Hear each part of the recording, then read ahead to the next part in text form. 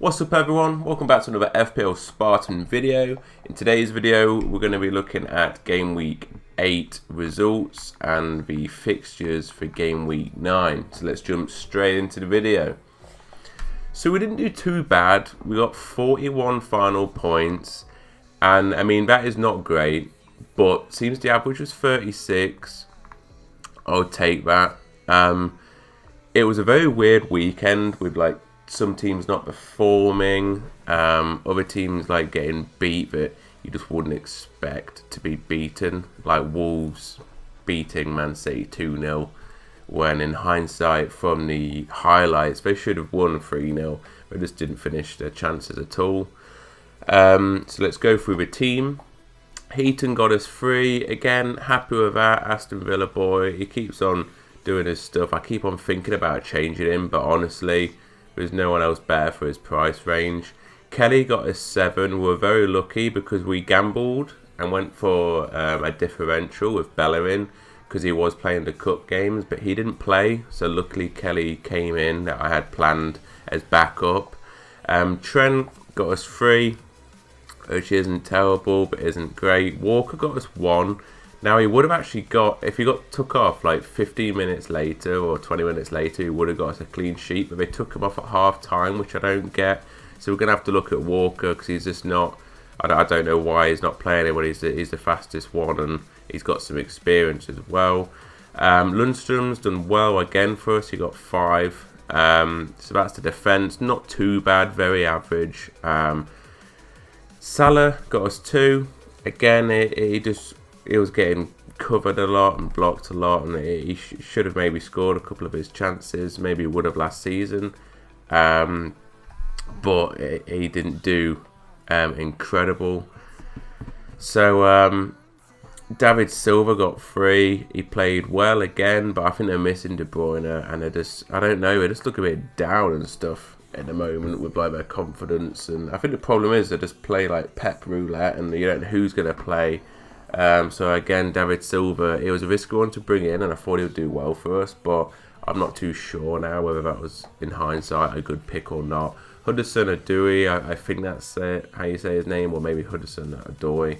He's done well for us, he got us 5 points, along with his teammate Abraham, who got us 8. I mean, this pair is, I had Mount and Abraham, but I feel like Hudson, because Mount played a lot on left wing, now he'll go to Cam and play better and supply that, but I think for fantasy he might be like second, third assisting, if you know what I mean. I don't think he'll get loads of points now with Mount. I think he'll still play amazing, but I think Abraham and Hudson will get most of the points in FPL, so I'm excited to see what those two can bring because Chelsea got good fixtures too. Pukki, he's gone on still his dry spell, but I was still believing in him and holding out for him.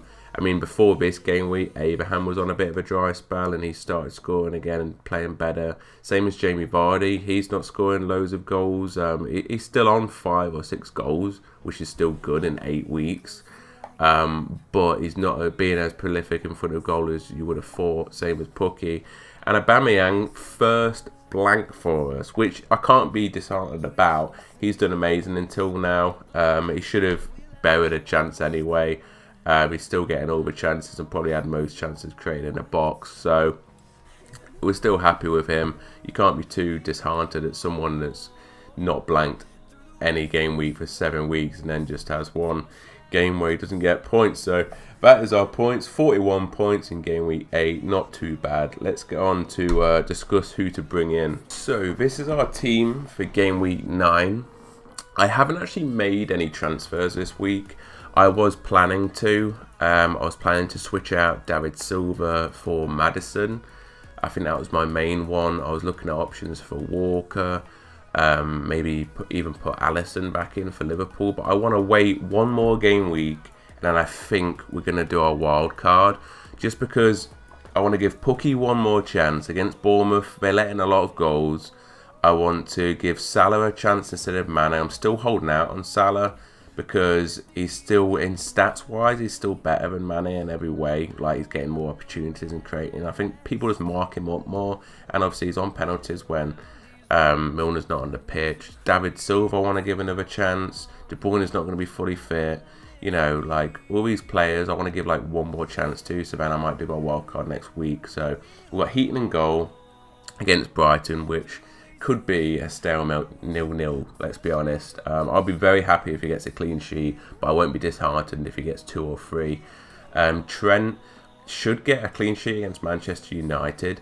Like, a lot of the team have been playing for Man U internationally, and Trent hasn't. I don't know why he didn't play right back. He played Trippier instead, but so he's been rested. Rashford, yeah, he played fairly well for England, but he was playing on the wing because he's not a prolific goal scorer. He's not a striker. He's not a natural born striker, so he should play on the wing, but he can't at Man U. They haven't got anyone else to rely on him. And I just feel like with Martial still injured, Pogba, De Gea's now out, I feel like Liverpool are going to win a solid 3-0. Walker, hopefully he stays on the actual pitch this time, because I can't see Crystal Palace getting a goal against Man City. Although saying that, if Zaha has a good game, Zaha is a similar player to like your Sigurdssons and stuff like that, where like they can control the game if they have a good game. If they have a bad game, they're like there's not much happening and they're going to struggle to score. So I think Man City will comfortably win 2-3-0 again. So hopefully Walker will stay on the pitch this time and not get subbed off and get us a clean sheet. Bellerin, again, I think Arsenal will win a solid 2-3-0 against Sheffield United. I'm not going to downplay Sheffield. I think they've done amazing this season, but I think Arsenal, the amount of attack with Pepe and Aubameyang as well, like they are solid in defence, but when you've got that pace running at you and creating so many problems, one little mistake, you know, or if your player's not fast enough to catch like a through ball, you're doomed. So I'm going to keep Bellerin in for now. He's back fitness, he's fully training now, so hopefully he'll start, or even he could just come on and get an assist or something, you know. I've gone with the duo of De Bruyne and David Silva in midfield, because against Crystal Palace, again, De Bruyne might not necessarily start. He might just play half a game, but I still believe even if he comes on for the last 30 minutes, 20 minutes of a game, he can still make a difference and get an assist or goal. So I'm keeping it in. David Silva should play the captain. It's his last season. So I've gone with those two there. Salah, I'm holding out on him against Man United. I think he'll play well. He did pick up a knock in the Egypt game, but I think he'll be fine to play. Again, with Salah and the Mane, it seems like I watched a couple of games and it's like defenders like go and put 2 people on Salah, so he can't do much. Or if he does, like it's a really tight angle, or he's got players in front of the ball. But then Mane's free. Like I think people underestimate Mane so much, and then he just like scores. Like he's doing a lot better than Salah this season on the goals front. But stats wise, I'm still holding out on Salah. The fact that he's taken some corners and free kicks and penalties when Milner's not playing, like I feel like Salah's still a better option just for 0.8 more, but we'll see on the wild card. We might need those funds, and there's not much between them both. So I think Hudson and Abraham have got to be key players for any FPL manager at the moment, just because Chelsea are actually doing pretty well and Frank Lampard is doing well in charge. He's brought all the youth in. They're a fast, energetic side.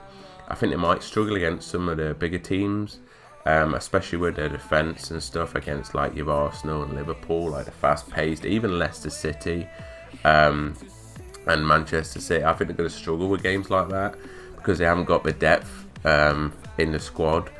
But I still think they'll play very well. I'm expecting Hudson and Abraham to at least get 1 goal or 1 assist between them. Pukki I'm holding out for. I think if it's any game, it should be the Bournemouth game because they're leaking in. I think they've got one of the worst defences. I think it was West Ham, but then to be fair to West Ham, I think it was just because of the stats of losing like 5-6-0 to Man City on the first game. So I think Bournemouth are going to leak in some goals there. So I've kept Pukki in. And then Aubameyang, obviously keeping Aubameyang in. Arsenal have probably got the best fixtures in the next 7 games. And he's a prolific goal scorer. He's probably one of the best strikers in the Prem, if in football. And I've chose to captain him. I was going to captain rather Salah because I think he's going to destroy Man United and cause a lot of problems. Or even De Bruyne. We've got Abraham. We've got a couple of good captain choices. But I've gone with Aubameyang just because he's only had one blank, which was last week. He still played okay. So like I've gone for the safe option. I know he's not a 2-3 goal a game sort of guy at the moment with the service and stuff that he gets. He sort of runs some games on his own, but hopefully Pepe will start playing better as well and they can bounce off each other a bit. And we might even play better if Lacazette comes back into the team. I don't think he'll be available yet for another couple of weeks. But so I've gone safe on my captain this week, and hopefully that'll pay off. I think we're in for big points this week, hopefully, and we'll get up to 65, 70 points. So let me know your teams or any transfer questions and stuff below in the comments. And I hope everyone has a good game week and scores some high points. That's me out. Peace.